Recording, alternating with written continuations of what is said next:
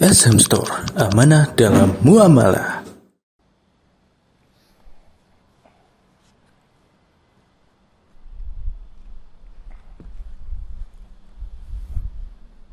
Assalamualaikum warahmatullahi wabarakatuh.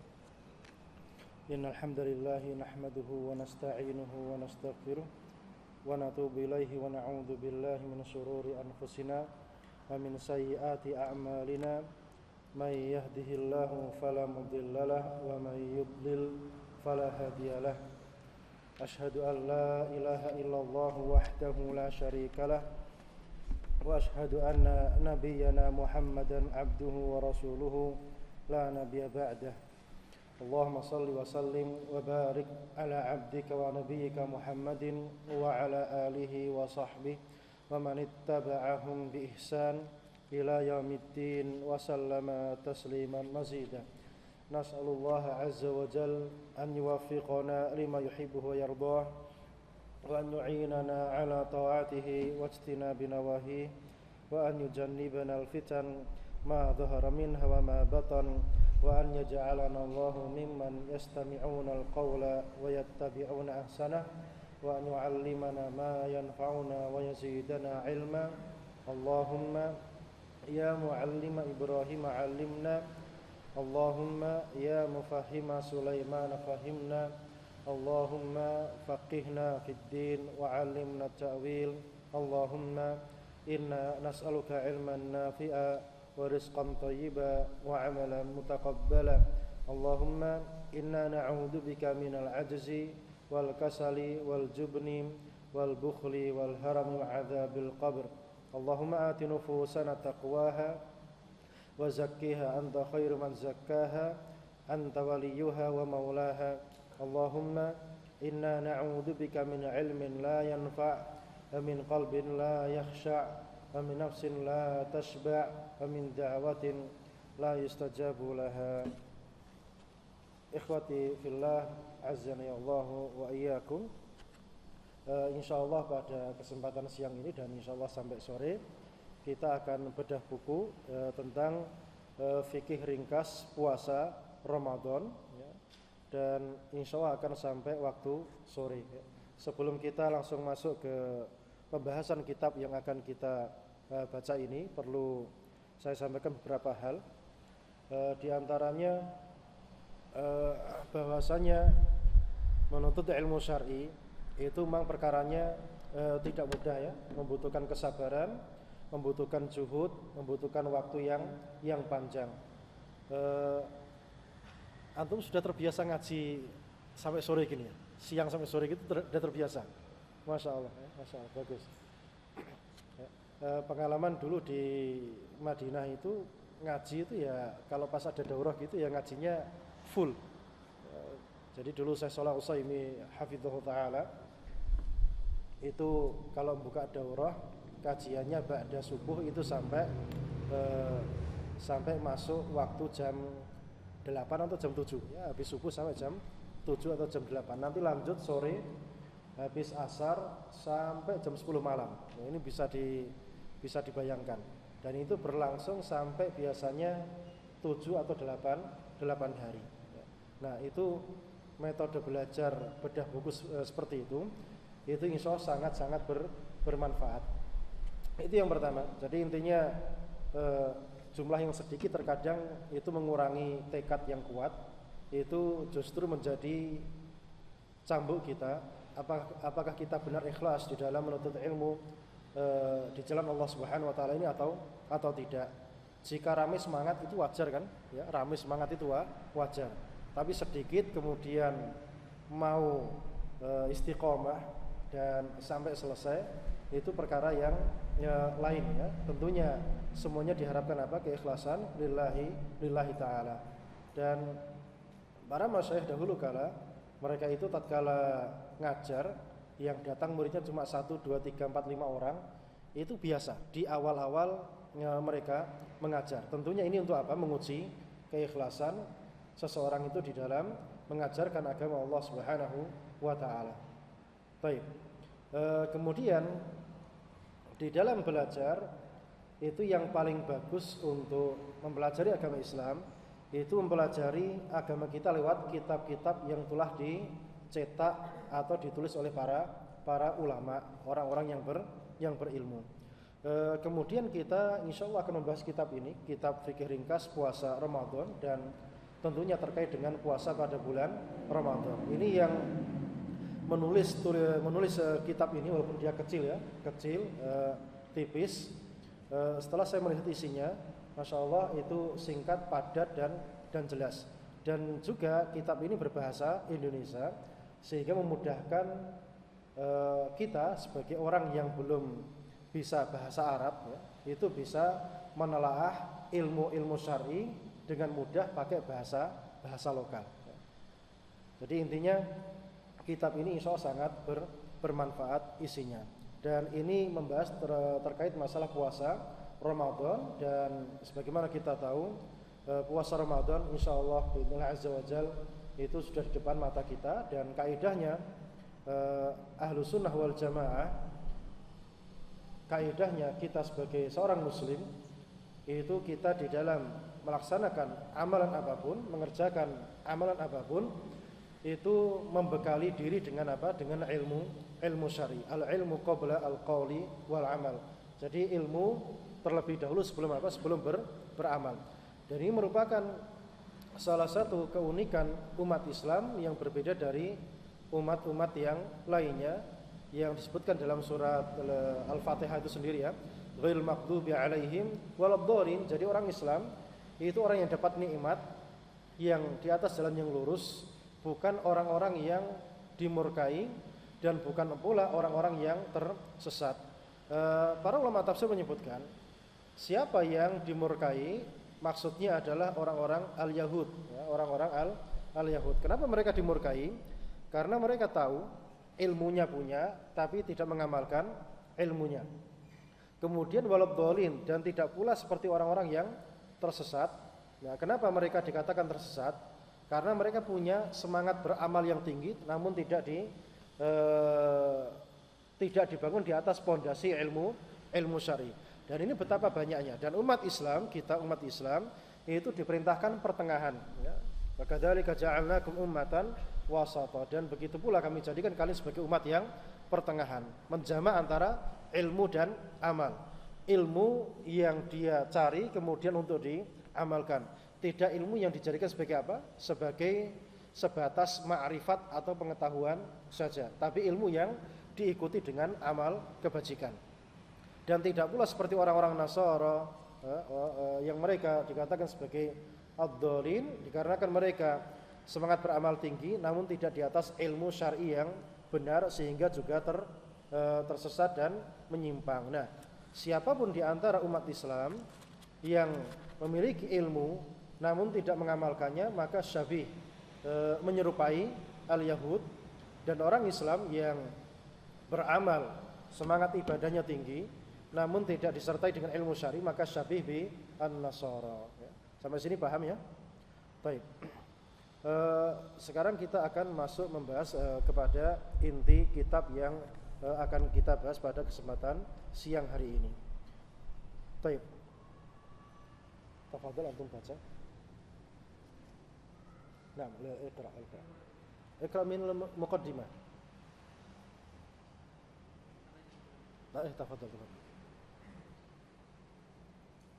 لا خلاص يكفي هذا. لا هذا الأخ، لا خلي هذا الأخ هو الذي يقرأ. مقدمة أنتم baca. Halaman 1, ya, halaman 1.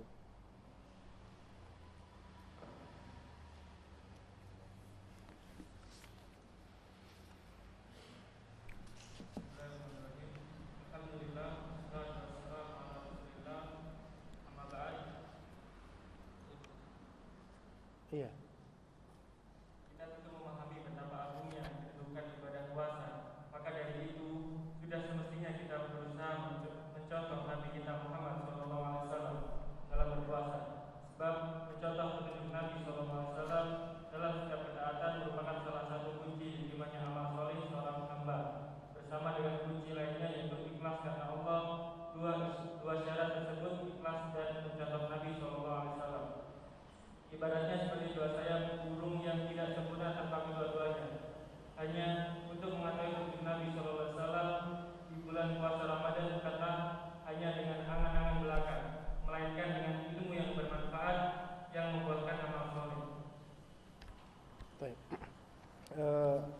muallif pengarang kitab memulainya dengan Bismillahirrahmanirrahim. Kemudian beliau melanjutkan dengan Alhamdulillah wassalatu wassalamu ala Rasulillah amma ba'du. Di dalam adab menulis karya tulis itu adabnya memulainya dengan basmalah, ya, ucapan Bismillahirrahmanirrahim. Kemudian setelah Bismillahirrahmanirrahim, kemudian dilanjutkan dengan tahmid atau hamdalah, memuji Allah Subhanahu wa taala. Setelah memuji Allah Subhanahu wa taala, maka setelahnya menyebutkan dua kalimat syahadat, ya, dua kalimat syahadat. Setelah itu menyebutkan apa? Salawat dan salam kepada Nabi Muhammad sallallahu alaihi wasallam. Ini 4 adab yang paling sempurna di dalam memulai sebuah karya tulis. Paham ya sampai sini ya? Jadi paling afdol di dalam memulai karya tulis itu dimulai dengan basmalah, kemudian yang kedua apa? Hamdalah, yang ketiga dengan 2 kalimat syahadat, yang keempat dengan salawat dan salam kepada Nabi Muhammad sallallahu alaihi wasallam dan keluarganya dan seterusnya. Kemudian di sini Ustaz mencukupkan dengan penyebutan hamdalah kemudian apa? Salawat. Ini juga tidak mengapa, ya. Seandainya mencukupkan dengan basmalah saja itu juga diperbolehkan, ya. Apa landasannya? Adalah surat menyuratnya Nabi sallallahu alaihi wasallam. Beliau memulai dengan apa? Bismillahirrahmanirrahim min Muhammadin ila azimi Misr misalnya, azimi Rum dan seterusnya. Jadi Nabi Muhammad sallallahu alaihi wasallam di dalam surat menyuratnya memulai dengan apa? Bismillahirrahmanirrahim. Jadi tulis menulis atau karya tulis itu dikiaskan kepada surat menyuratnya Rasulullah sallallahu alaihi wasallam. Jadi menyebutkan basmalah saja itu sudah cukup. Namun menyebutkan 4 adab tadi itu yang paling sempurna dan itu yang disepakati oleh para ulama, ya, oleh para ulama Ahlus Sunnah wal Jamaah. Baik, ini di dalam karya tulis. Adapun di konteks muhadharah, khutbah, kemudian apalagi misalnya ceramah dan yang lain sebagainya, maka dimulai langsung dengan hamdalah, alhamdulillah atau innal hamda lillah dan seterusnya. Tidak perlu dimulai dengan basmalah. Sampai sini paham ya? Kenapa ketika memulai ceramah itu langsung innal hamdalillah dan seterusnya. Baik. Kita lanjutkan. Kita tentu memahami betapa agungnya kedudukan ibadah puasa. Maka dari itu sudah semestinya kita berusaha mencontoh Nabi kita Muhammad sallallahu alaihi wasallam dalam berpuasa. Sebab mencontoh petunjuk Nabi sallallahu alaihi wasallam dalam setiap ketaatan merupakan salah satu kunci diterimanya amal soleh seorang hamba bersama dengan kunci lainnya yaitu ikhlas kepada Allah Subhanahu wa taala. Jadi begini, ibadah itu dia perkara gaib atau dia perkara yang bisa dibuat sendiri? Saya tanya kepada jamaah sekalian, ibadah itu merupakan apa? Bentuk kita mendekatkan diri kepada Allah Subhanahu wa taala. Nah, mendekatkan diri kepada Allah Subhanahu wa taala ini kan perkaranya gaib. Apakah kita melihat kita mendekatkan diri kepada Allah Subhanahu wa taala itu kita bisa tahu dengan kasat mata? Kan tidak tahu dengan kasat mata. Hanya perbuatan, yang perbuatan itu dipersembahkan untuk Allah Subhanahu wa taala. Nah, sekarang perbuatan yang dipersembahkan untuk Allah Subhanahu wa taala, tata caranya tentunya harus sesuai dengan apa yang Allah inginkan. Karena apa? Kita hendak menyembah siapa? Allah Subhanahu wa taala. Alias tidak bisa siapapun membuat atau mengarang-arang dengan sesuka hatinya. Ini kaidah dalam perkara ubudiyah. Jadi perkara ubudiyah itu harus tata caranya, metodenya, waktunya dan tempatnya itu semuanya dari Allah Subhanahu wa taala. Nah, Allah Subhanahu wa taala sama kita ini jauh atau dekat? Pertanyaannya, Allah dengan kita ini jauh atau dekat? Secara zat Allah taala Secara zat dengan kita ini jauh atau dekat? Pertanyaannya, jamaah, jauh. Di mana? Di atas arsy. Berarti kan ada jarak. Karena ada jarak, maka kita tidak akan bisa tahu Allah itu pengen apa dari kita. Paham sampai sini? Kamu harus begini, harus begitu dan sebagainya. Itu kita tidak mengetahuinya. Maka butuh perantara. Nah, perantara dari Allah kepada kita manusia itu siapa? Yang di langit siapa? Malaikat Jibril. Kemudian nanti malaikat Jibril turun kepada siapa?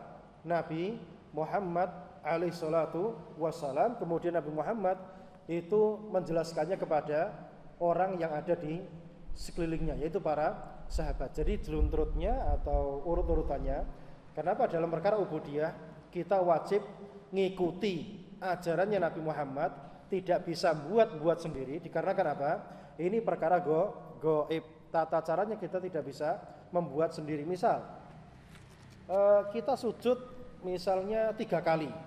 Katanya apa? Ini kan baik untuk mendekatkan diri kepada Allah Subhanahu wa taala.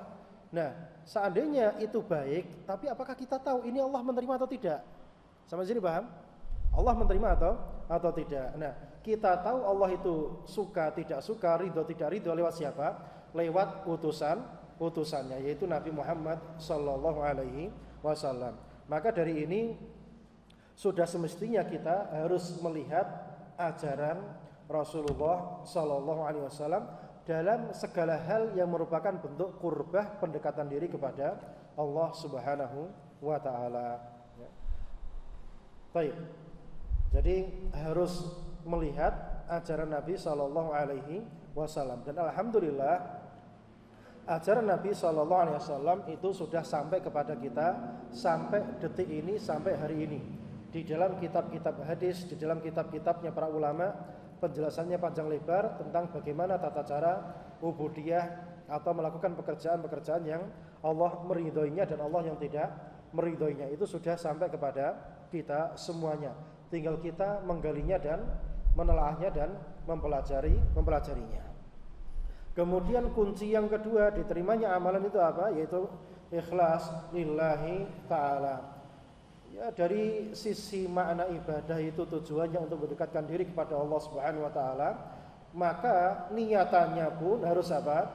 Harus ditujukan kepada Allah Subhanahu wa taala. Tidak bisa niatannya ditujukan kepada selain Allah Subhanahu wa taala. Nah, ibadah yang niatannya ditujukan kepada Allah Subhanahu wa taala itu namanya ikhlas atau apa? Khalis. Bersih, tidak ada noda-noda niatan-niatan selain Allah Subhanahu wa taala. Itu maknanya ikhlas. Berarti di dalam mengerjakan ibadah, jika masih ada tujuan-tujuan yang lain, maka belum ikhlas, belum bersih, ya, masih ada kotorannya. Baik. Nah, dua syarat tersebut, baik itu ikhlas ya, maupun ittiba, mencontoh Nabi sallallahu alaihi wasallam, itu ibaratnya seperti dua sayap burung yang tidak sempurna tanpa kedua-duanya ya.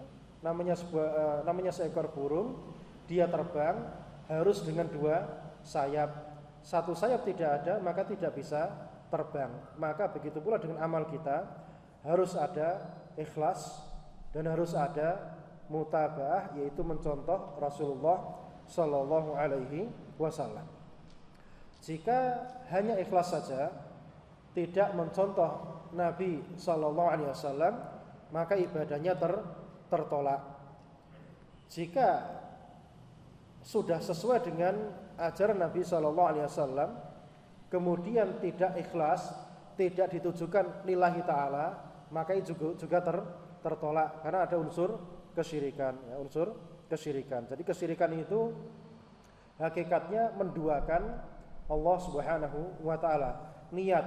Diniatkan lillahi ta'ala, kemudian juga niatannya nyabang kepada niatan yang lainnya. Itu hakikatnya syirik. Baik.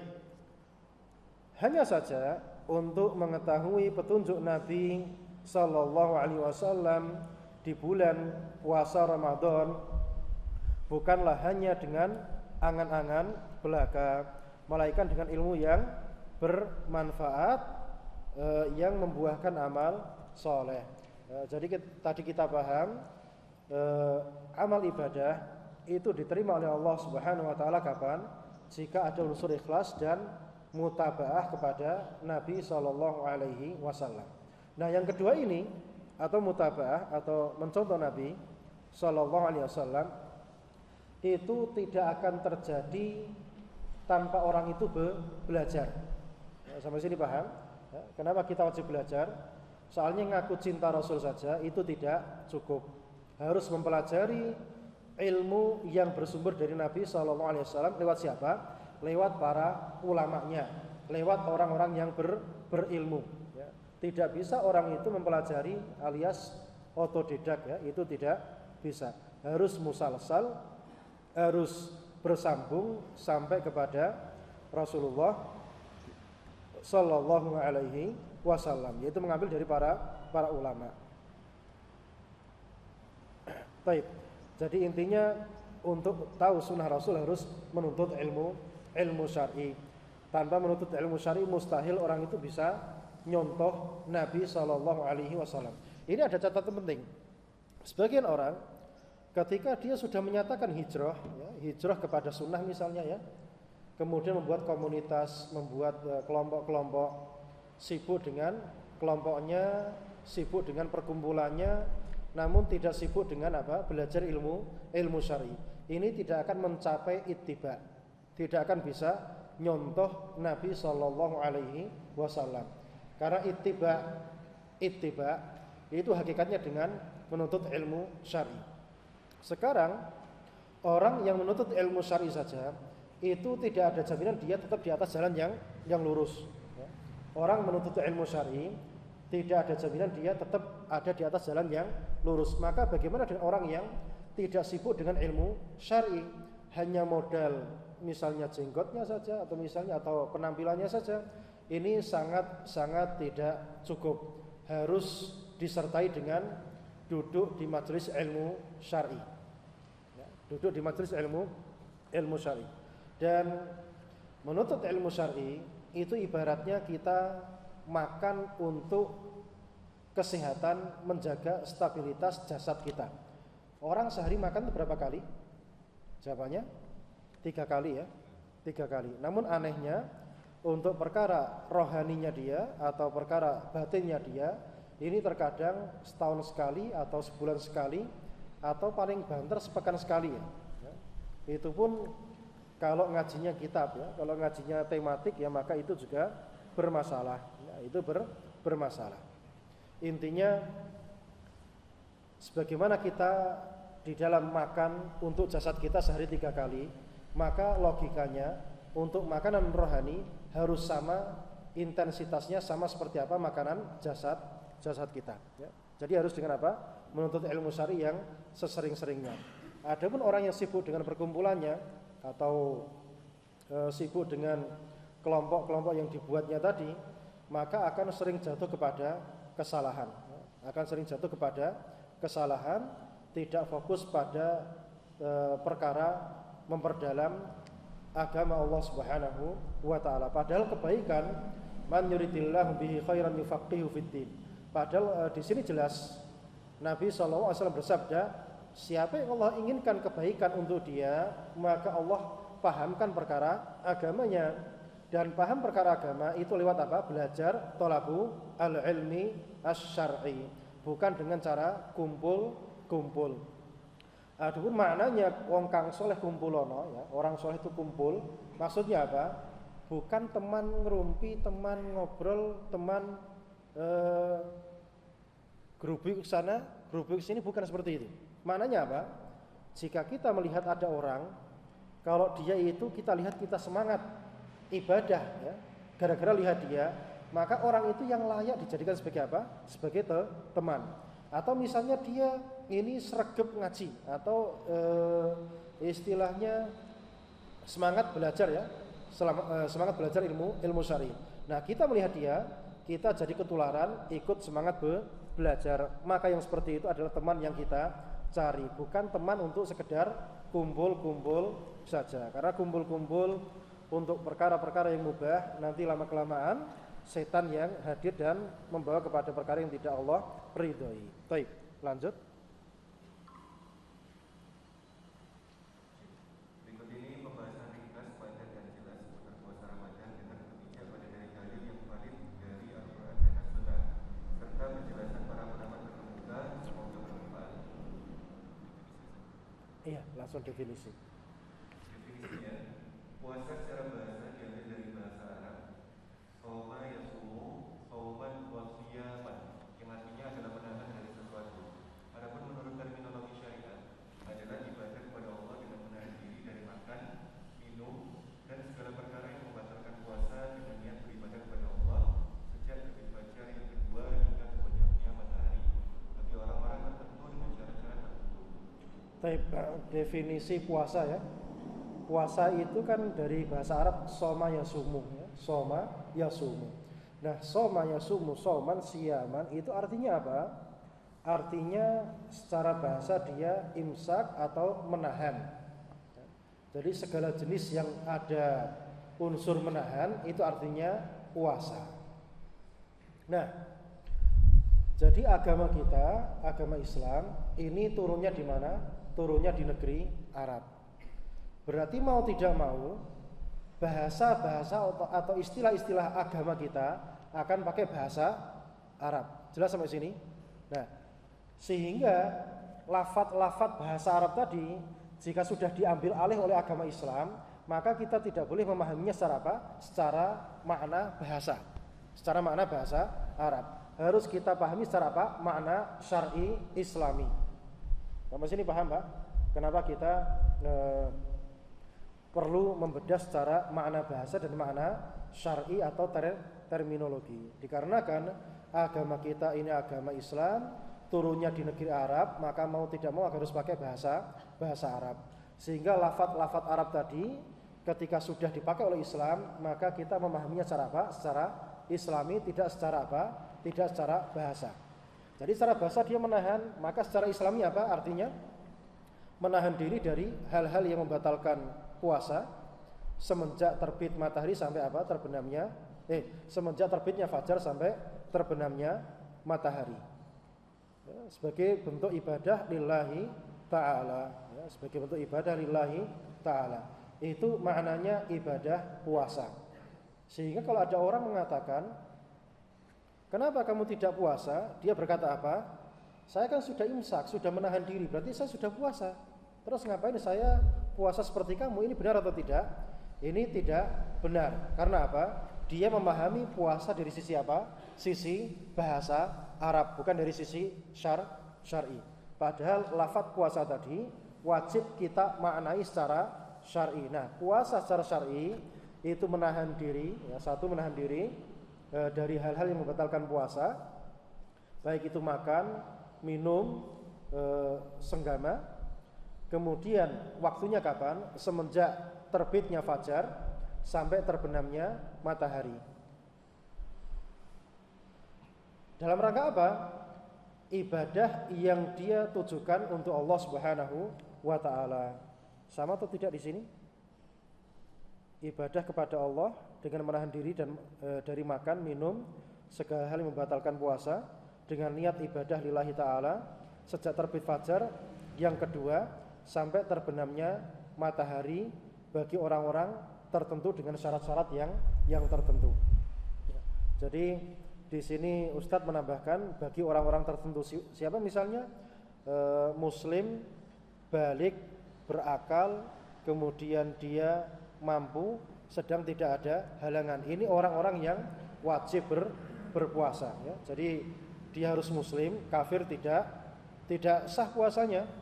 Ya, kafir muslim, mukallaf atau balik dan berakal, kemudian mampu, kemudian terbebas dari penghalang-penghalang puasa, baik itu haid maupun nifas, ya. Dengan syarat-syarat tertentu pula, ya. Bagi orang-orang tertentu dan syarat-syarat yang tertentu. Itu pengertian puasa secara syar'i. Berarti kalau ada orang memahami puasa secara bahasa, maka dia salah tempat, salah jalur, salah pemahaman, ya, salah pemahaman. Sebagaimana yang dipahami orang-orang apa? orang-orang ahlu kalam atau orang-orang yang sibuk dengan ilmu filsafatnya, dia mengatakan puasa itu artinya apa?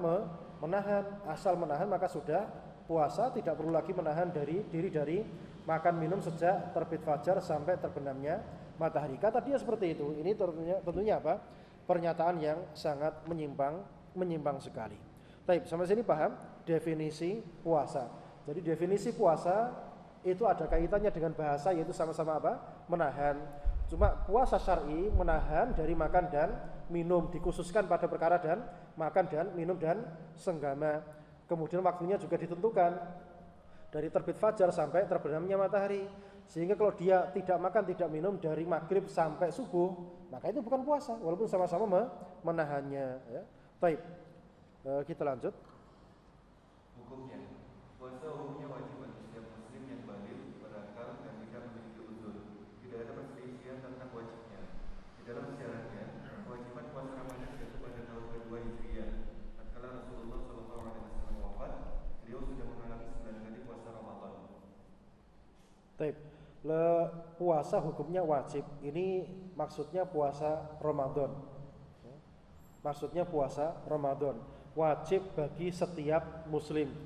Soalnya puasa wajib itu ada 3 ya. Puasa wajib ada 3. Ramadan, terus apa lagi? Puasa nadar, puasa kafarat, satu lagi apa? Puasa qadha ya, puasa qadha. Yang wajib atas setiap muslim siapa? Puasa Ramadan tok. Nadar tidak semuanya. Kafarat tidak semuanya, qadha tidak semuanya. Hanya orang-orang yang tertentu saja. Berarti maknanya di sini puasa Ramadan hukumnya wajib bagi setiap muslim. Pertama muslim ya, kemudian balik, kemudian berakal dan tidak memiliki udzur ya, atau penghalang-penghalang puasa. Berarti kafir tidak wajib. Orang kafir tidak wajib berpuasa. Cuma kalau mereka mati dalam kondisi kafir dan belum bertaubat kepada Allah Subhanahu wa taala, maka beban puasa tadi akan dijadikan sebagai salah satu penyebab azab dia di neraka kelak. Sampai sini paham? Jadi di dunia mereka tidak wajib, cuma puasa, sholat, zakat dan seterusnya akan menjadi pemberat siksa mereka di neraka kelak jika mereka tidak bertaubat. Yang balik berarti anak kecil itu wajib puasa atau tidak? Jawabannya tidak. Tapi kalau anak kecil puasa sah atau tidak? Anak kecil puasa sah atau tidak? Jawabannya sah atau tidak? Anak kecil puasa? Hah? Gimana? Anak kecil usia 8 tahun puasa sah atau tidak? Hah? Sah. Berarti balik ini syarat apa? Syarat wajib bukan syarat sah. Kalau Islam tadi syarat apa? Syarat wajib plus syarat apa? Syarat sah. Berarti kalau dia kafir tidak wajib, dan kalau dia puasa juga tidak sah. Jadi Islam itu syarat wajib dan syarat sah. Adapun balik ini syarat wajib saja, bukan syarat sah. Karena anak kecil kalau dia berpuasa sesuai dengan ketentuan maka puasanya sah.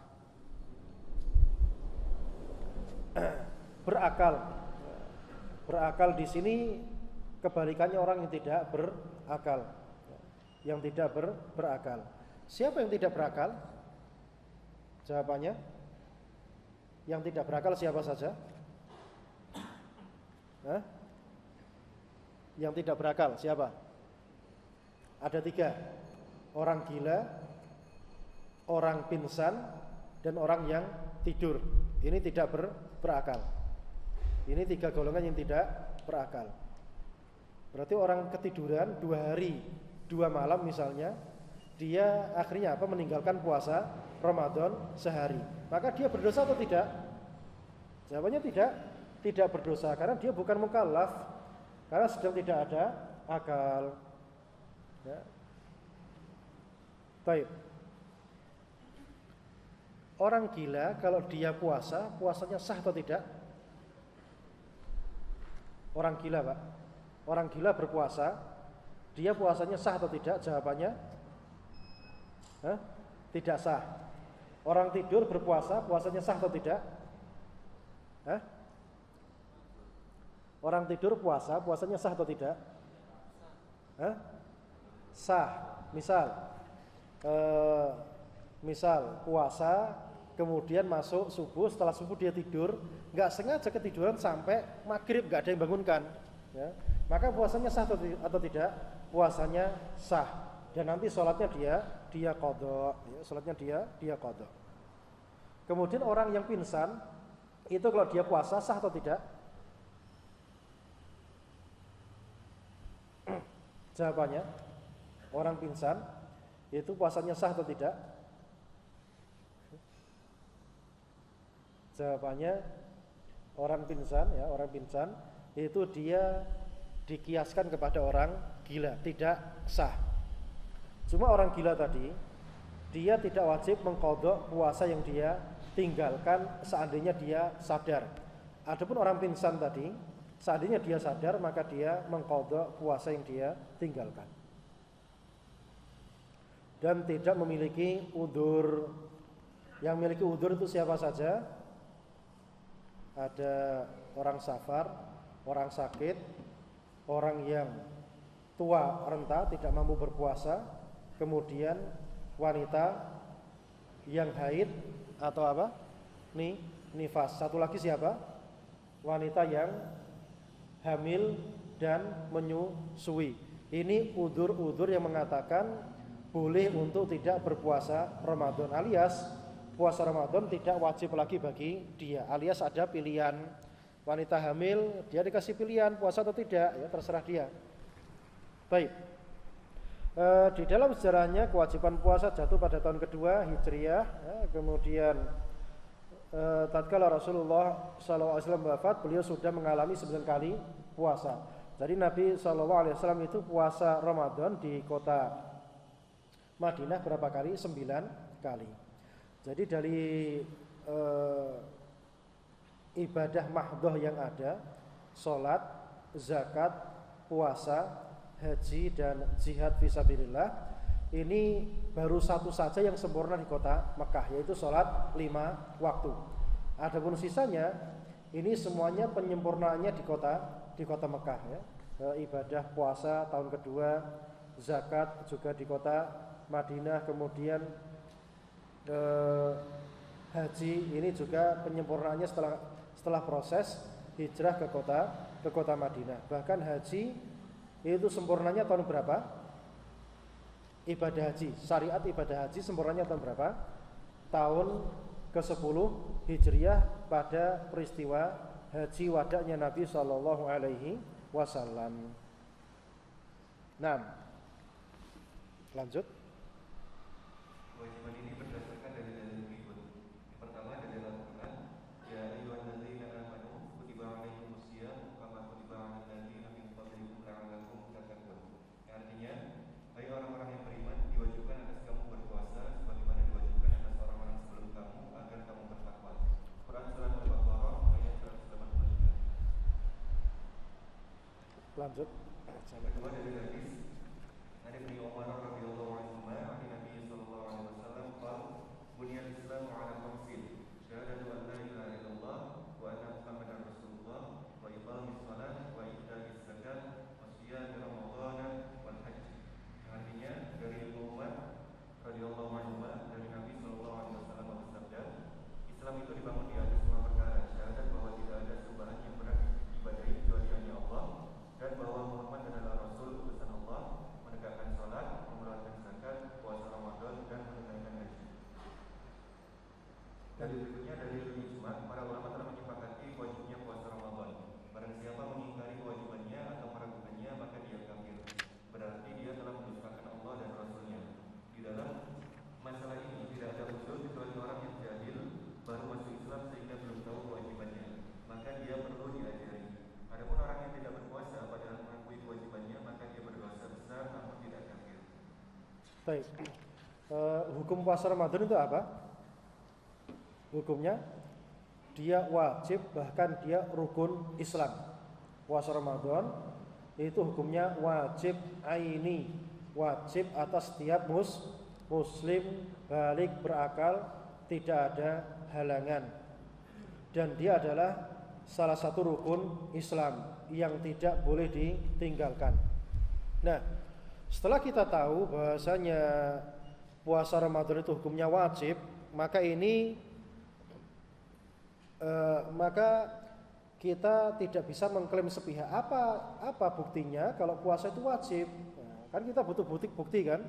Buktinya ada 3, yaitu firman Allah, kemudian sabda Nabi, kemudian apa? Ijma, konsensus para ulama. Jadi kita tidak asal mengklaim begitu saja. Jadi dalam perkara syar'i ini boleh tidak boleh, wajib tidak wajib, haram tidak haram, ini tidak bisa dikatakan klaim sepihak. Ya. Dzikir 1000 kali nanti bisa apa? Bisa apa misalnya? Ya? Fadilahnya apa biasanya? Baca gini 1000 kali gitu. Hah? Kebal dibaca gitu. Fadilah yang lain yang biasanya antum dengarkan. Ya misal, jadi mengklaim perkara apapun, ini kalau begini nanti begini, maka apa? Butuh dalil. Nah, kita Ahlussunnah wal Jamaah, setiap klaim kita ini begini dan begitu semuanya berdasarkan landasan syar'i, tidak asal apa? Asal buka mulut gini saja. Sampai sini paham? Maka di dalam membuat pernyataan apapun terkait dengan agama Allah Subhanahu wa taala, nek sampeyan tawaf no kuburan kene misalnya ping 7 ya, padha karo kaji dalil endi. Paham sampai sini? Jadi semua klaim yang berkaitan dengan agama Allah wajib berlandaskan dalil. Nah, dalilnya klaim bahwasanya puasa itu adalah rukun Islam dan dia wajib atas setiap muslim yang balik berakal dan dia tidak ada halangan adalah firman Allah Ta'ala, ya ayyuhalladzina amanu kutiba alaikumusiyam. Wahai orang-orang yang beriman, telah ditulis atas kalian kewajiban berpuasa. Kama kutiba 'alal ladzina min qablikum la'allakum tattaqun. Sebagaimana ini ditulis kewajibannya atas orang-orang terdahulu supaya kalian bertakwa kepada Allah Subhanahu wa taala. Berarti dari Al-Qur'an jelas puasa itu wajib. Dia salah satu rukun Islam. Dari hadis Abdullah bin Umar radhiyallahu taala anhuma, bunil Islamu ala khamsin. Agama Islam itu dibangun di atas 5 perkara. Yang pertama syahadatu alla ilaha illallah wa anna muhammadar rasulullah. Yang pertama syahadat, kesaksian, nyekseni ya. Berarti ini bukan nerawang atau misalnya menduga-duga, bukan, tapi ini kesaksian. Namanya kesaksian itu melihat atau tidak? Melihat langsung. Jadi seakan-akan kita menyaksikan, membuat kesaksian tidak ada ilah yang berhak disembah kecuali siapa? Hanya Allah Subhanahu wa taala saja. Dan bahwasanya Nabi Muhammad adalah utusan Allah. Namanya utusan Allah, kewajiban kita kepada utusan Allah itu gimana? Ada 4 kewajiban kita kepada utusan Allah. Tasdiquhu fima akhbar, membenarkan semua yang dia kabarkan. Alias misalnya ya, kalau orang biasa dia bilang di sana ada bagi-bagi duit ya, kita percaya atau tidak? Ana sekarang bilang kepada antum di sana ada bagi-bagi duit, percaya atau tidak? Percaya apa ora? Saiki sampe tak kandhani nok kono jarak 100 meter ane bagi-bagi duit saiki, percaya apa ora? Percaya atau tidak? Percaya apa enggak? Engkau jawab panggil men. Percaya atau tidak? Tidak. Ya. Tapi kalau Rasul yang bilang, nok kono yang bagi-bagi duit, misalnya, wajib percaya atau tidak? Wajib percaya dan itu benar. Makanya ketika Rasulullah SAW itu naik ke Bukit Sofa ya, Bukit Sofa, kemudian semua orang Quraisy itu dikumpulkan ya. Semua orang Quraisy itu dikumpulkan. Kemudian Rasul berkata, saumpama tak kandhani nek ngguri gunung iki eneng pasukan sing siap nyerang Mekah, aku untuk musaddiqi ya. Aku percaya apa ora? Semua bilang apa? Majarab nabi kadzdzaba, gak tahu pernah awakmu dusta wahai Muhammad. Setelah Nabi Muhammad tahu pernyataan mereka, maka Nabi berkata apa? Ana mundirun lakum baina yaday as-saah. Aku iki utusan Allah, pemberi peringatan kepada kalian baina yaday as-saah, untuk perkara kiamat kelak. perkara kiamat kelak. Setelah itu maka mereka berkata, mereka berbondong-bondong tidak percaya kepada Nabi Muhammad. Padahal lagi ber nyeksaini Nabi Muhammad itu apa? Gak tahu dusta. Ucapannya semuanya benar. Tapi ketika menyampaikan perintah Allah Subhanahu wa taala, maka manusia yang tadi mengatakan orang ini baik tiba-tiba apa? Mengatakan tidak baik. Ini sudah menjadi sunnatullah dalam dakwah Islam. Artinya siapapun di antara kita mengajak kepada kebenaran, maka akan dikatakan apa? Pendusta, kadzab, merusak dan lain sebagainya. Itu sudah menjadi apa? Sunnatullah. Kalau dakwah enggak dapat kayak gitu-gitu ya bukan apa? Itu bukan dakwah, itu cuma cari apa? Cuma cari apa istilahnya? Subscriber ya istilah YouTube yang terkenal ya. Cari pengikut ya, cari pengikut. Bukan seperti itu. Dakwah kita tidak dalam rangka mencari pengikut, tapi dalam rangka apa? Menyampaikan kabar dari Allah Subhanahu wa taala. Iki surga, iki neraka. Dalane mlebu surga iki ngene carane. Dalane neraka iki ngene carane. Itu tugas kita sebagai umat Islam. Nah, kita mengabarkan dari Allah dalam surga ngene, dalam neraka ngene, itu lewat apa? Belajar ilmu syar'i. Baik. Jadi tatkala kita mengakui Nabi Muhammad sebagai utusan Allah, kewajiban kita apa? Membenarkan ucapan dia. Wis apa wae sing diucapno itu benar. Tapi kalau selain Nabi Muhammad masih masih dilihat dulu, masih dilihat terlebih dahulu. Benar atau tidak, seperti ucapan saya tadi, nokonan bagi-bagi duit, maka apa? Butuh ditahqiq, butuh diteliti terlebih dahulu.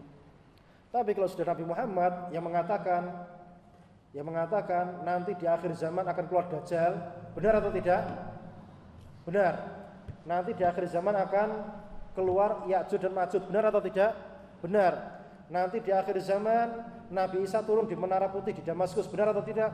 Benar. Ya, semua yang dikabarkan Nabi itu benar. Dan kewajiban kita mempelajarinya dan membenarkan yang itu valid sampai kepada Nabi Sallallahu Alaihi Wasallam.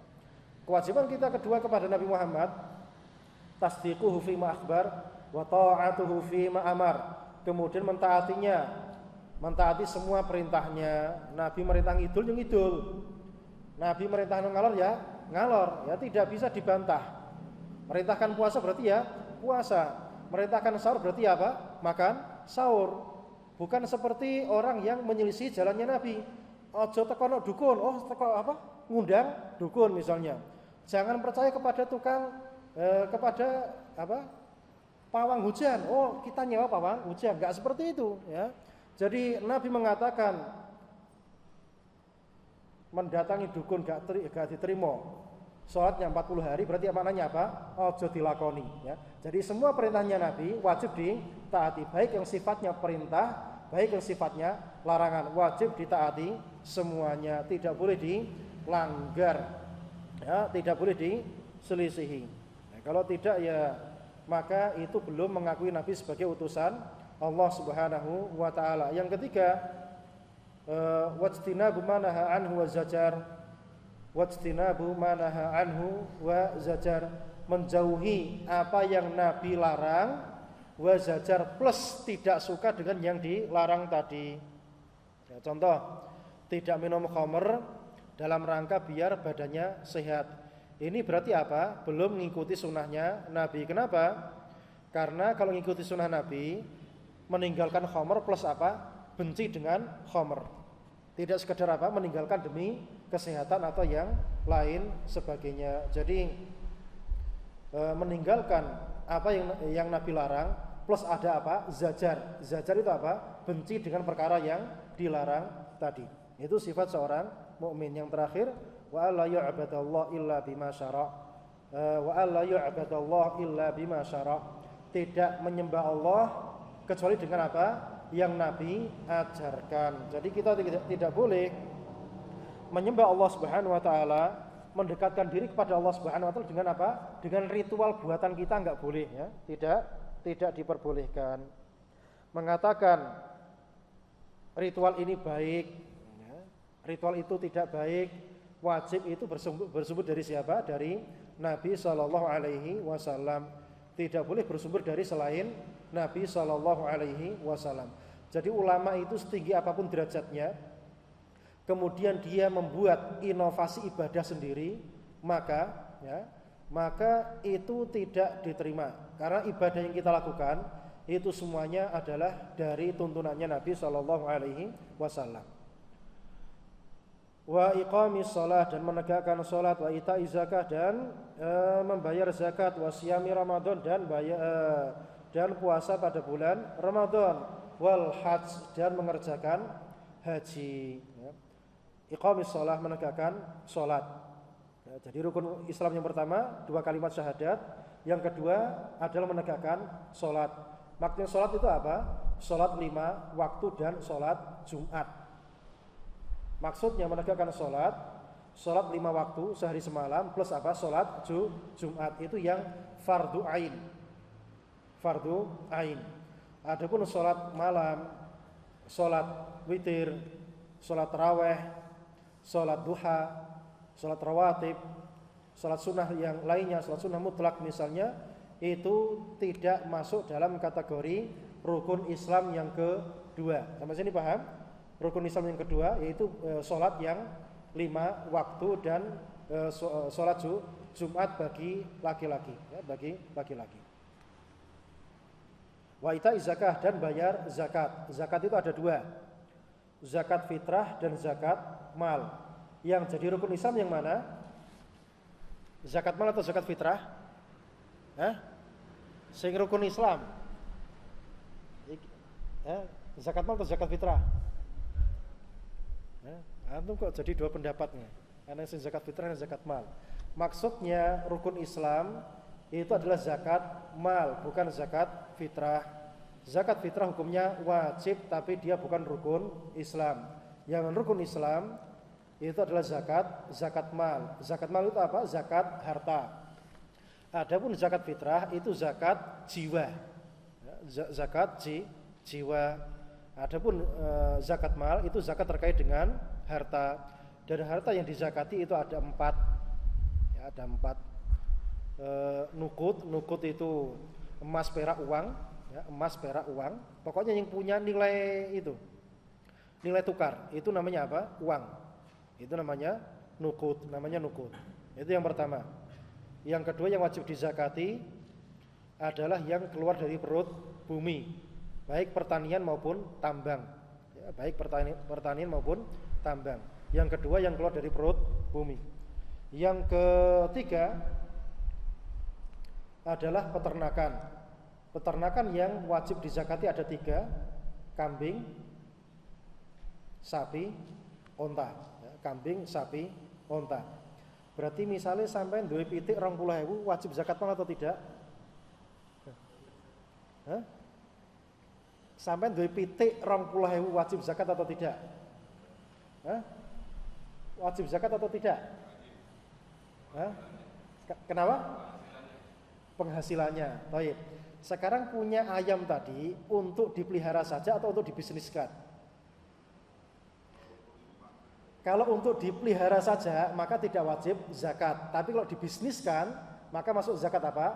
Zakat tijarah, zakat bisnis atau zakat perdagangan. Paham sampai sini ya? Zakat perdagangan. Jadi barang-barang yang dipelihara atau jadi milik pribadi, tidak dijual, tidak dibisniskan, sebanyak apapun itu tidak wajib zakat. Misalnya duwe Lamborghini 70 biji misalnya, wajib zakat? Wajib zakat ora? Sampai duwe Lamborghini 70, Allahumma amin. Pengen ora? Wajib zakat atau tidak? Dilihat dulu. Kalau cuma untuk pribadi tidak wajib zakat. Tapi kalau dibisniskan, dijual beli, maka apa? Ada zakatnya. Jelas sampai sini? Itu barang ya, itu barang. Jadi harta kita itu ada 2 ya, nukut atau barang. Nukut atau barang. Nukut itu ya emas, perak, dan uang.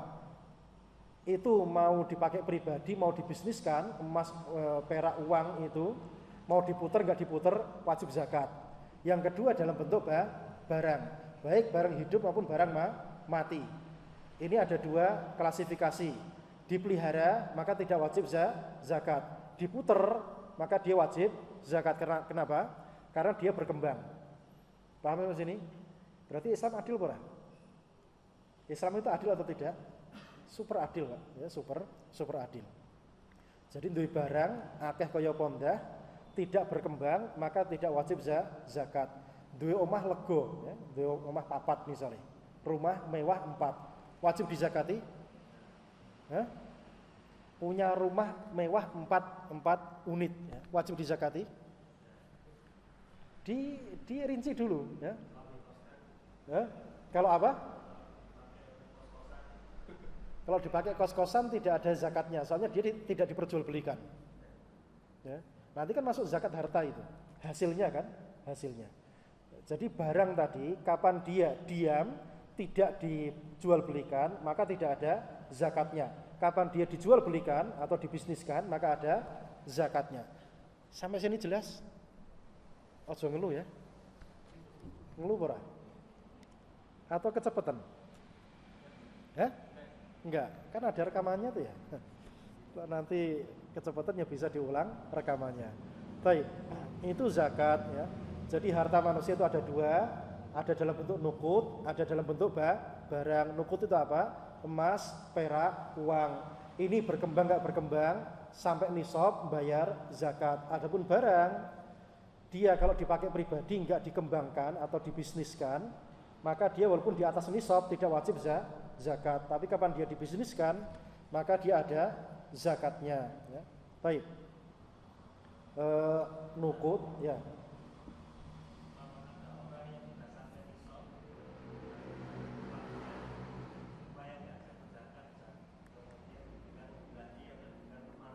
Ya silahkan. Jadi dia punya uang 1 M ya, dibelikan rumah gitu, biar tidak kena zakat. Ya. Terus nanti pas waya loro butuh duit, ngadole susah. Paham atau tidak?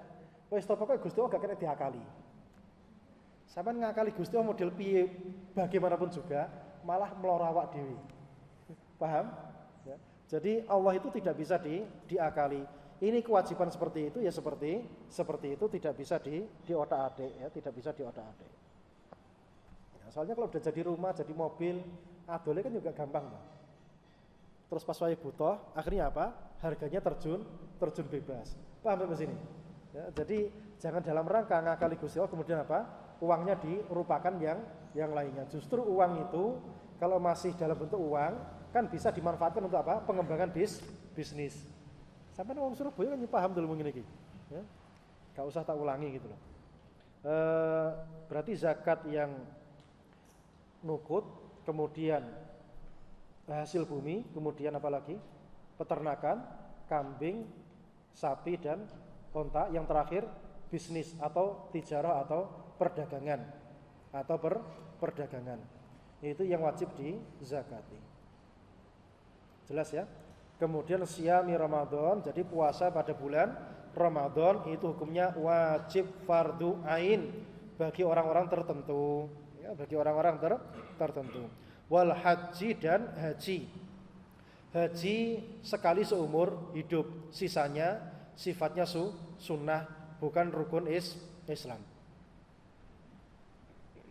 Kemudian dalil ketiga yang menunjukkan puasa itu wajib, ya, puasa itu wajib adalah dalil ijma, konsensus para ulama. Ya. Jadi mereka sepakat puasa Ramadan itu hukumnya wajib fardu ain dan dia adalah rukun Islam. Sopo sing ngingkari kewajiban puasa Ramadan walaupun dia berpuasa melok poso, maka dia telah keluar dari agama Islam. Ya. Telah keluar dari agama Islam. Kenapa demikian? Karena dia mendustakan perintahnya Allah dan Rasulnya. Allah bilang ngidul, dia bilang apa? Ngalor. Siapa manusia itu sampai apa? Berani melanggar perintahnya Allah Subhanahu wa taala. Berarti kalau sudah melanggar perintahnya Allah, berarti apa? Dia tidak ada di jalurnya apa? Di jalurnya Allah Subhanahu wa taala. Jadi intinya yang mengingkari maka dia telah keluar dari agama Islam. Dan kewajiban puasa ini tidak ada udzur bagi kaum muslimin kecuali yang jahil seperti orang baru masuk Islam, atau tinggal di pedalaman yang belum sampai ajaran Islam yang sempurna kepada dia, maka dia ada udzur, namun mereka diajari tentang kewajiban puasa Ramadan. Dan orang yang tidak mau puasa Ramadan, ini berdasarkan pendapat yang rajih, yang kuat, dia tidak kafir, dia masih Islam. Adapun yang meninggalkan sholat, maka dia telah apa? Keluar dari agama Islam. Jelas sampai sini? Ya. Baik, lanjut. Hikmah dan manfaat puasa. Semua syariat Islam menyimpan hikmah-hikmah yang sangat indah. Adapun hikmah dan manfaat puasa ialah sebagai berikut. Nomor 1, melatih jiwa untuk taat kepada Allah. Jiwa seorang muslim harus dilatih dan dibiasakan untuk mengerjakan ketaatan, karena jiwa bersifat seperti anak kecil yang perlu dilatih. Satu bentuk latihan agar jiwa terbiasa dalam mengerjakan ketaatan adalah dengan puasa.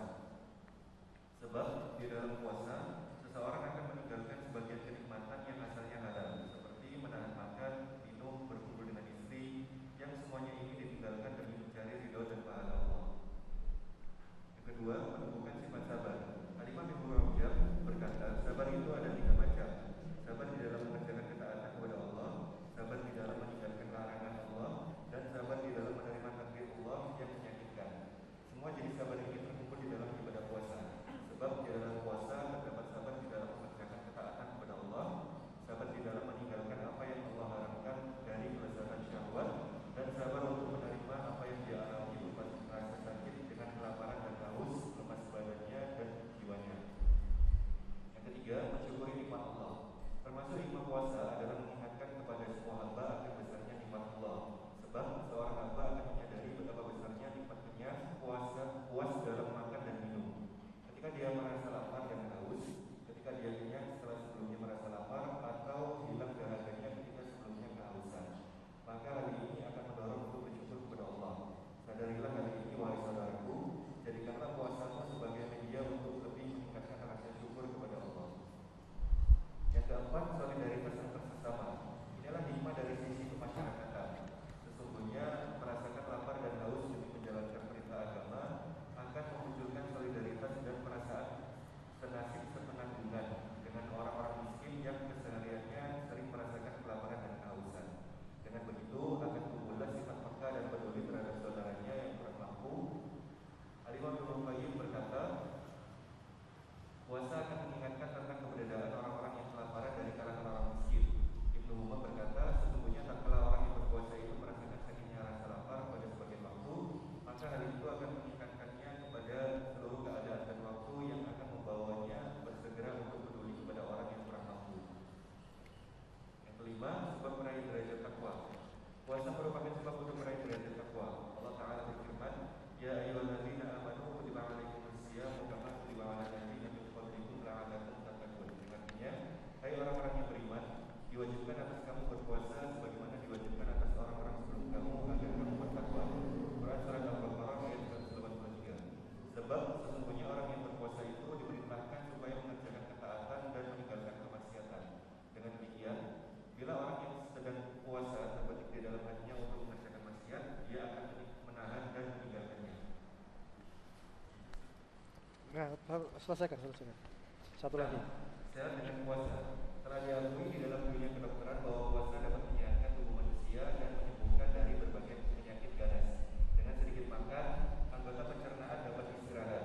Cairan-cairan dan kotoran yang membahayakan dapat keluar dan hilang. Semua ini adalah hikmah dan keutamaan dari Allah. Tidak ada satupun perintah Allah kecuali di dalamnya terdapat kebaikan bagi para hambanya. Inilah hikmah, inilah sebagian hikmah yang dapat kita ketahui. Mungkin masih banyak lagi hikmah-hikmah lainnya yang belum kita ketahui. Akan tetapi, perlu diketahui bahwa manfaat puasa ini tidak akan tercapai kecuali bagi orang yang berpuasa secara sempurna dari segala yang dilarangkan Allah. Puasa dari makan, minum, berhubungan intim dengan istri, puasa dari mendengar yang haram, melihat yang haram, ucapan yang haram, dan usaha yang haram. Dia senantiasa menjaga waktunya dan selalu memanfaatkan kesempatan bulan puasa dengan ketaatan kepada Rabb-Nya. Maka orang semacam inilah yang dapat meraih manfaat dari ibadah puasa ini. Baik.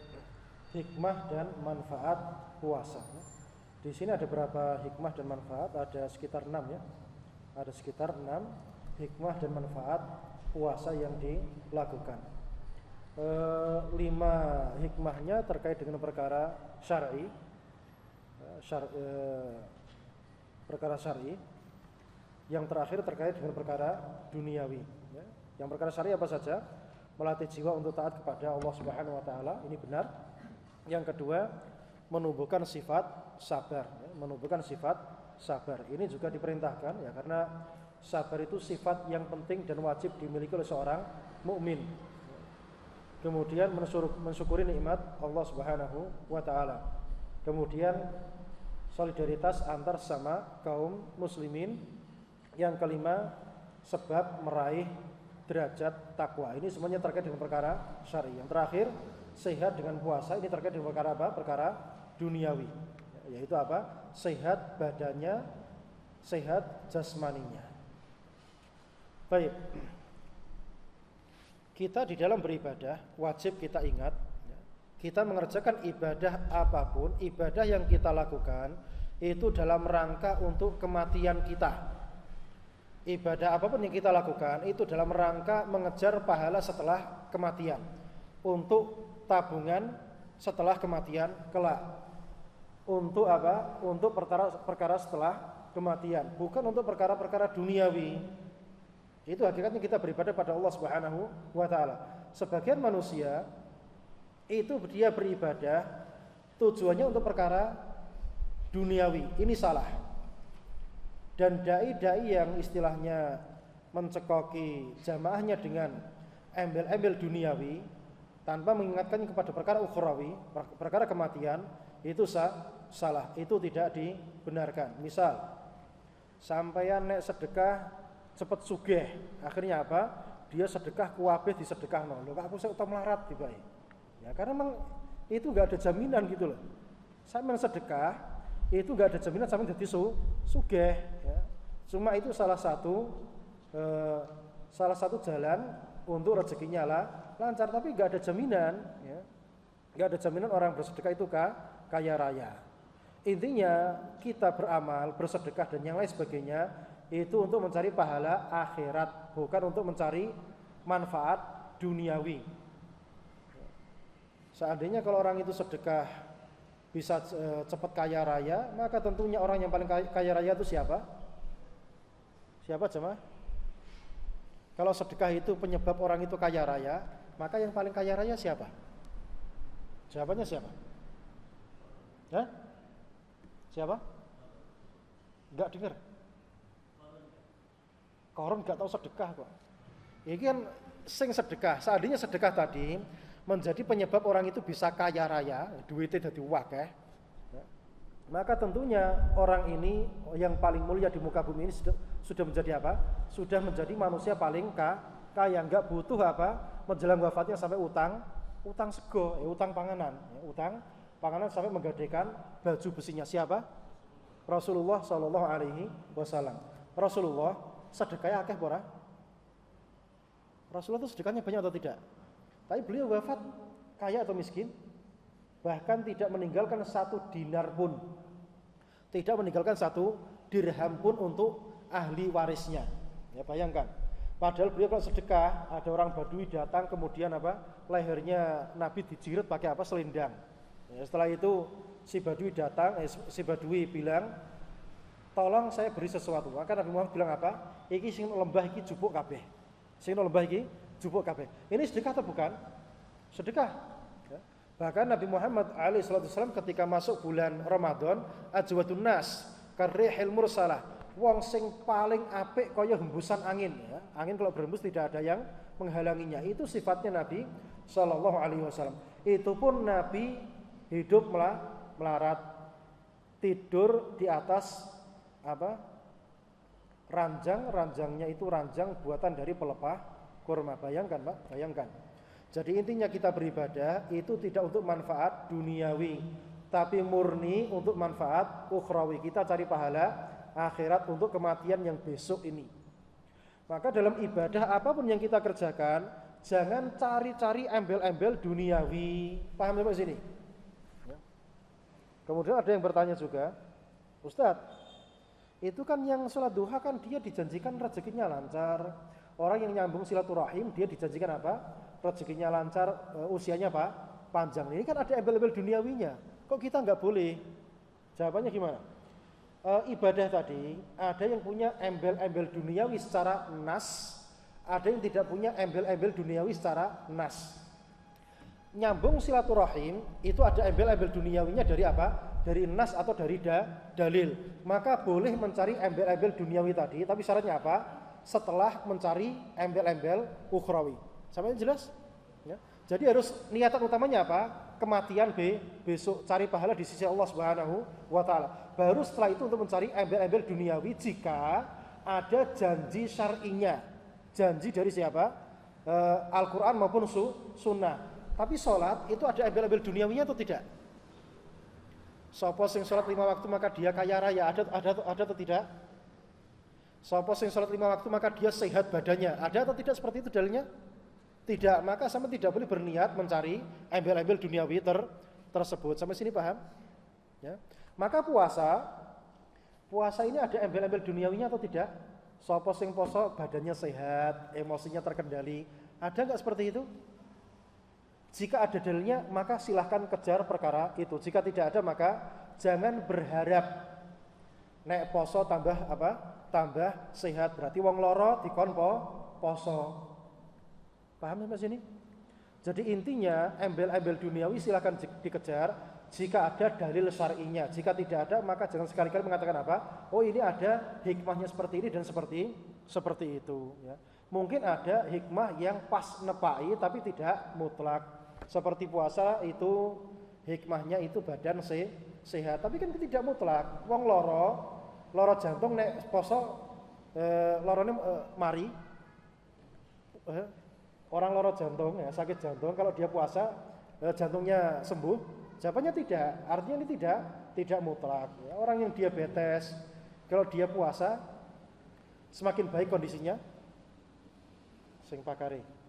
Orang punya diabetes kalau dia puasa tambah sehat atau tidak? Sehat atau tidak?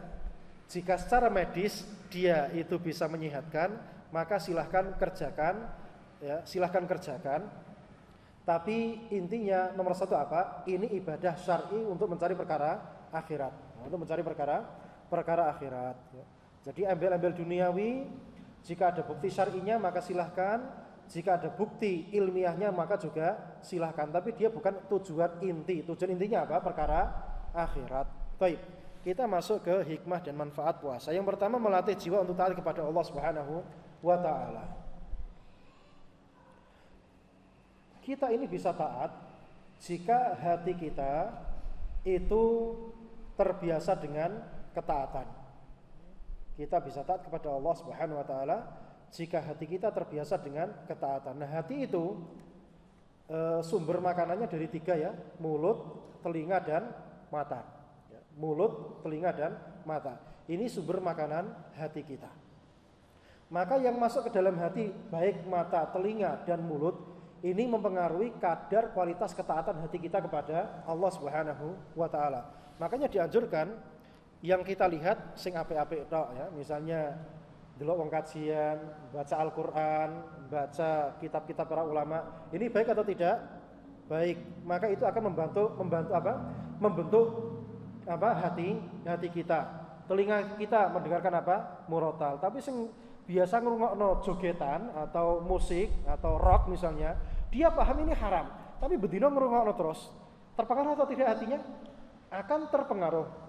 Makanya hati ini dibangun oleh mata, telinga dan mulut kita, ya, mulut kita. Mulutnya terbiasa baca Al-Qur'an, zikir, lantunan kalam-kalam yang thayyibah, maka apa? Ini hatinya juga akan baik. Tapi lisan dia suka ngobrol perkara yang mubah, maka hatinya taat atau tidak? Tidak taat, karena mubah itu bukan ketaatan. Apalagi jika ngobrol sampai tengah malam, itu ketaatan atau maksiat? Maksiat. Maka hati pun terbentuk dari perkara tersebut. Ya. Nah, puasa ini ketaatan atau tidak? Iya, dia ketaatan. Maka jika itu dilakukan oleh seseorang, maka akan melatih hati untuk taat kepada Allah Subhanahu wa taala. Maka silakan dikias dengan perkara-perkara yang lainnya. Ya. Jadi intinya hati terbentuk oleh apa? Sikap dan perbuatan kita. Yang kedua, ya, hikmah dan manfaat puasa itu menumbuhkan sifat sabar. Sifat sabar itu sifatnya orang beriman, Mbak. Ajaban li amril mukmin. Aneh perkara orang beriman itu. Idza in asabahu sarra syakar fakana khairal lah, in asabahu dharra sabar fakana khairul lah. Wong beriman itu perkara aneh. Nek tertimpa musibah sabar, maka baik bagi dia. Kalau dia tertimpa kebaikan, maka dia bersyukur, maka baik bagi dia. Maka sabar ini wajib atau tidak bagi kita? Sifatnya wajib, Pak. Bukan mustahab, bukan sunnah. Tapi dia sifat yang wajib kita miliki. Ya. Ngaji, ya. Ngaji itu butuh sabar atau tidak?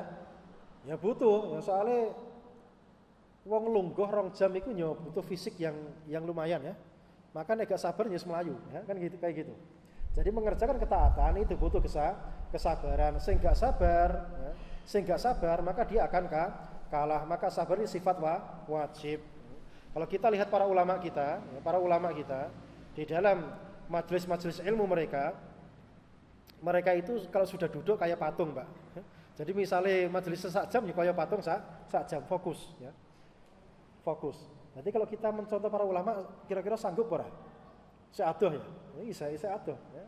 Jadi para ulama itu kenapa mereka diangkat oleh Allah Subhanahu wa taala jadi pemimpin pemuka umat Islam? Ya karena mereka sudah berjuang untuk mendapatkan ilmu syar'i tadi dengan kesabaran yang mereka tempuh. Maka siapapun di antara kita yang mau sabar, maka Allah akan angkat dia menjadi apa? Pemimpin umat Islam.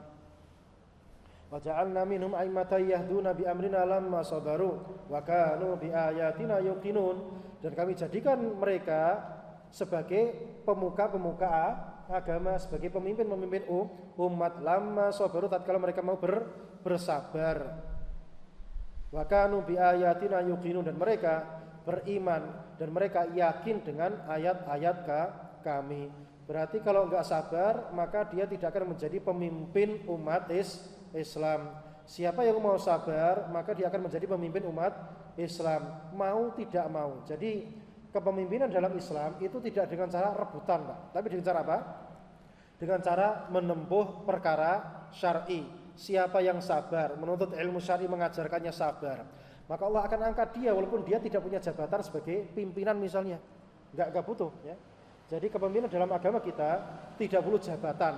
Tapi ini apa? Murni pemberian dari siapa? Allah Subhanahu wa taala. Imam Ahmad bin Hanbal. Kita tahu siapa beliau? Imam Ahmad bin Hanbal disiksa, dipenjara sekitar 15 tahun, ya, sekitar 15 tahun. Berarti dia di dunia seakan-akan hina atau tidak?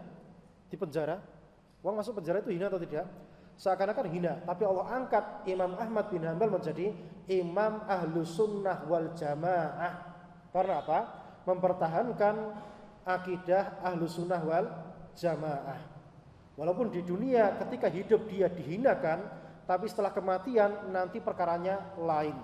Dan itu banyak kisahnya para ulama yang mereka di dunia tidak punya jabatan, tidak punya kedudukan, tapi setelah kematiannya Allah angkat manusia berbondong-bondong mengambil ilmu dari orang tersebut. Yang ketiga, mensyukuri nikmat Allah Subhanahu wa taala. Jadi ibadah puasa dalam rangka mensyukuri nikmat Allah Subhanahu wa taala. Nikmat apa? Nikmat jasad yang sehat, badan yang sehat, waktu yang luang, tidak dalam kondisi sakit, tidak dalam safar. Tentunya untuk mensyukuri nikmat Allah Subhanahu wa taala. Dan mensyukuri nikmat Allah Subhanahu wa taala itu dengan apa? Dengan mentaati perintah-perintah Allah, baik perintah yang sifatnya wajib maupun perintah yang sifatnya sunnah, dan meninggalkan larangan-larangan Allah Subhanahu wa taala baik yang sifatnya itu haram maupun yang sifatnya makruh. Ini cara mensyukuri nikmat Allah Subhanahu wa taala. Nah, puasa itu perintah wajib atau sunnah? Ya, perintah wajib. Berarti syukur atau tidak? Syukur kepada Allah Subhanahu wa taala. Jadi mensyukuri nikmat Allah itu bukan dengan ritual buatan kita, tapi dengan apa? Dengan petunjuk syar'i. Misal syukuran gaya kumpul-kumpul terus ndonga rame-rame. Itu syukur syar'i atau tidak? Tidak syar'i. Karena apa? Tata caranya, ritualnya dibuat sendiri tanpa ada dalil, ya, tanpa ada dalil. Nek syukur dengan cara sedekah itu boleh atau tidak? Syukur dengan cara sedekah, adem-adem duit, boleh atau tidak? Boleh. Karena apa? Sedekah itu sifatnya syar'i, ada perintah syar'inya. Tapi sedekahe maca la ilaha illallah ping 1000 dhisik lagi sedekah. Boleh atau tidak? Enggak boleh karena enggak ada dasar syar'inya.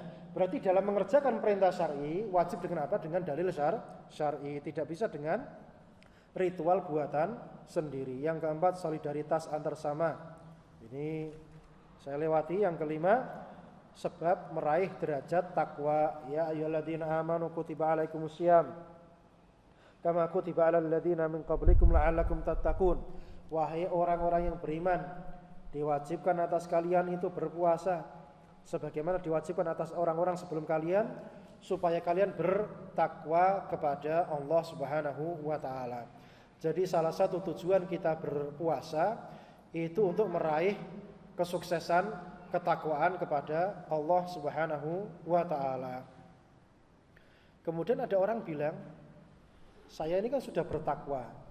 Kalau begitu kan tujuannya sudah tercapai. Kalau tujuan sudah tercapai, lantas buat apa saya berpuasa? Ini benar atau tidak? Jamaah, ya. Ada orang yang berkata, ya orang filsafat ya, dia berkata apa? Tujuannya puasa itu kan untuk bertakwa. Lah saya kan sudah bertakwa, lantas buat apa saya berpuasa lagi? Ini jawabnya gimana? Jawabnya gimana? Takwa itu hakikatnya dia tidak paham hakikat takwa. Kita tanya dulu, sama wis bertakwa tak? Wis, takwa itu apa? Paham? Takwa itu apa? Ketika dia menjawab bertakwa itu mengerjakan perintah Allah, meninggalkan larangan Allah. Poso ki perintah Allah atau tidak? Perintah. Loh kok sampean tinggalkan? Berarti sampean tidak bertakwa. Jelas sampai sini? Jelas? Jadi hakikatnya takwa itu apa? Menjaga jarak antara kita dengan neraka. Caranya jaga jarak antara kita dengan neraka caranya apa? Mengerjakan perintah Allah dan meninggalkan larangan Allah Subhanahu wa taala.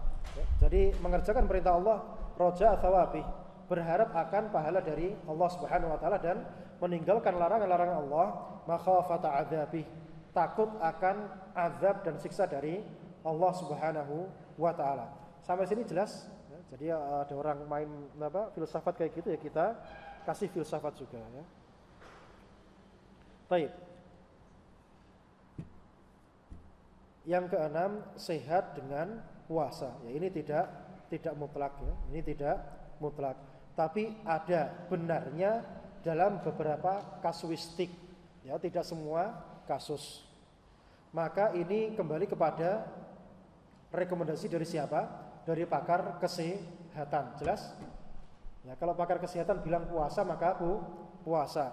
Kalau dia bilang tidak puasa maka tidak puasa. Kita lanjutkan keutamaan puasa Ramadan. Nah. Keutamaan puasa Ramadan. Puasa Ramadan mempunyai kedudukan yang sangat agung. Ada keutamaan dan ganjaran yang sangat besar di dalamnya. Di antara keutamaan puasa Ramadan adalah yang pertama, termasuk rukun Islam. Islam itu dibangun di atas 5 perkara. Tidak sempurna keislaman seseorang kecuali dengan mengerjakan 5 perkara tersebut. Puasa Ramadan termasuk rukun Islam berdasarkan hadis dari Abu Abdurrahman Abdullah bin Umar bin Khattab radhiyallahu anhu. Dia berkata,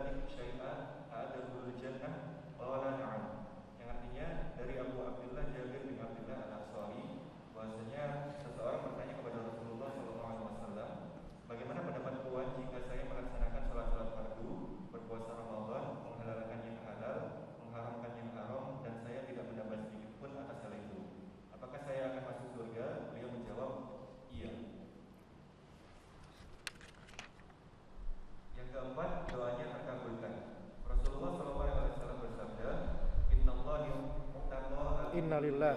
Inna lillahi mutaqaa fi kulli yawmin wa lailatin likulli 'abdin minhum da'watun mustajabah.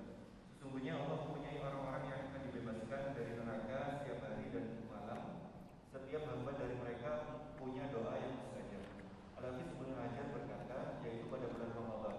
Ini merupakan keutamaan yang besar bagi bulan Ramadan dan orang yang berpuasa, menunjukkan keutamaan doa dan orang yang berdoa. Keutamaan kelima, pahala yang berlipat ganda tanpa batas, berdasarkan hadis kullu amalin bi Adam yudha'aful hasanatu 'asyru amsalha ila sab'i adhifin.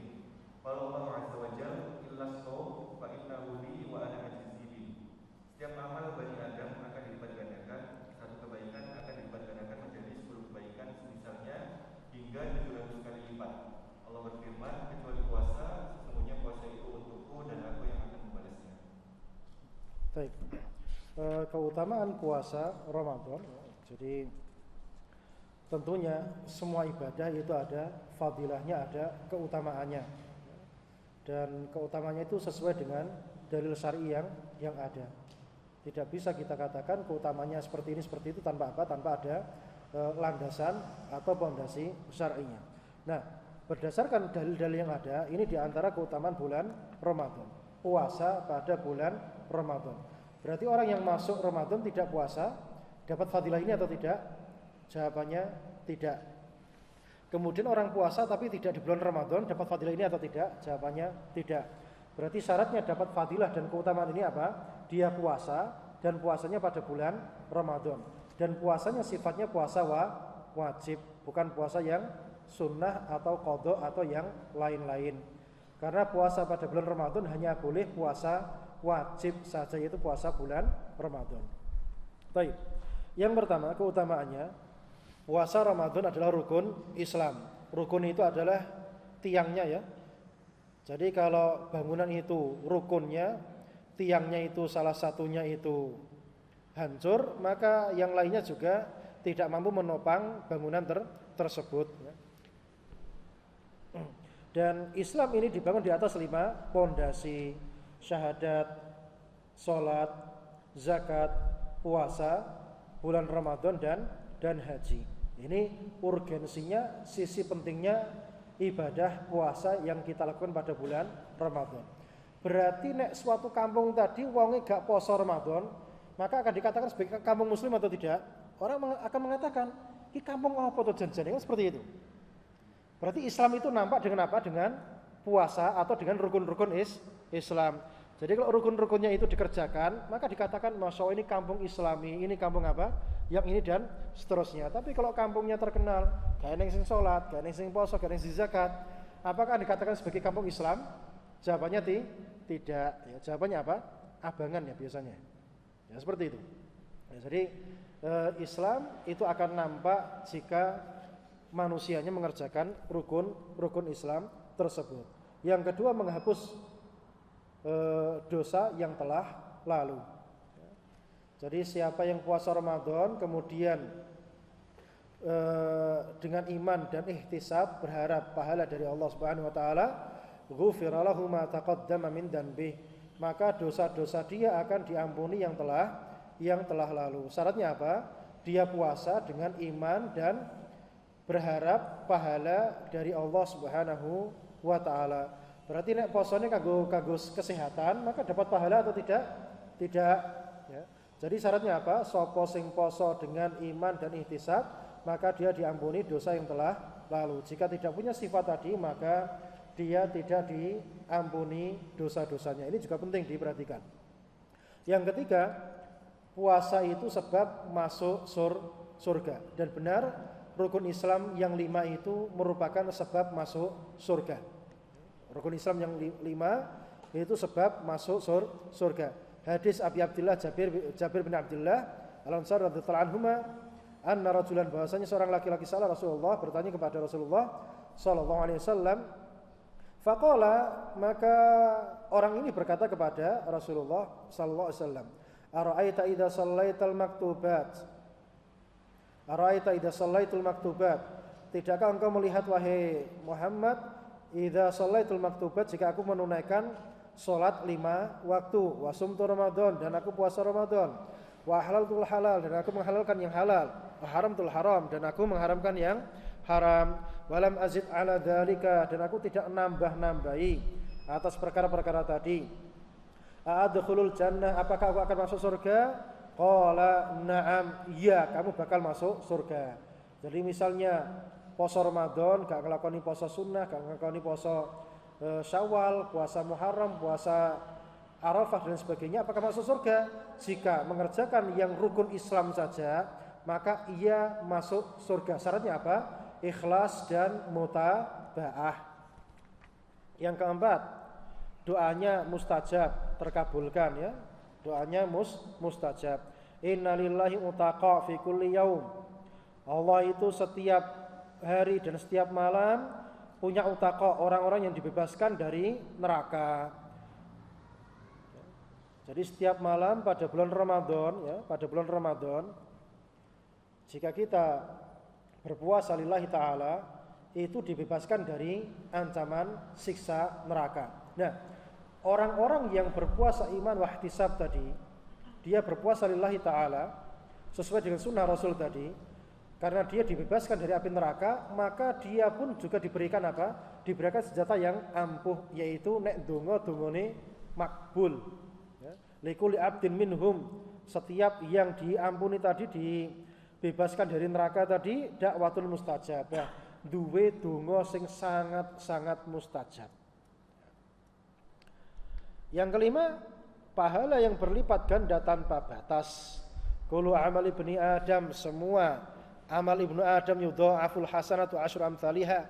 Semua kebajikan itu dilipat gandakan jadi 10 kali lipat, ila 700 dhi'fin, sampai 700 kali lipat.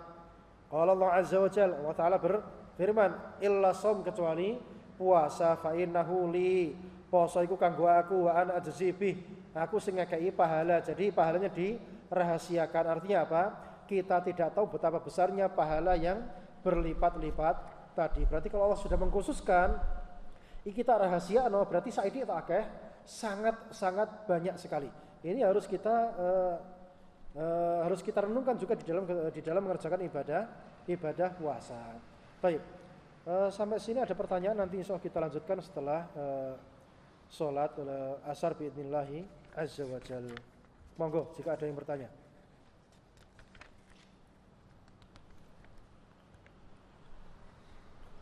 Jika tidak ada, maka saya cukupkan sampai di sini terlebih dahulu.